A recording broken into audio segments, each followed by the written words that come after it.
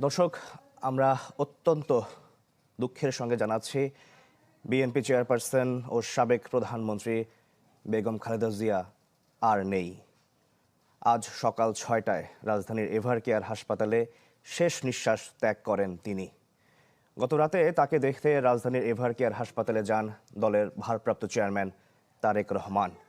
এছাড়াও হাসপাতালে যান বিএনপি মহাসচিব মির্জা ফখরুল ইসলাম আলমগীর। এর আগে হাসপাতালে গিয়েছিলেন খালেদা জিয়ার জ্যেষ্ঠ পুত্রবধূ ডাক্তার জুবাইদা রহমান, বড় বোন সেলিনা ইসলাম, ছোট ভাই শামীম ইস্কান্দার, তারেক রহমানের মেয়ে জাইমা রহমান ও আরাফাত রহমান কোকোর মেয়ে জাহিয়া রহমান।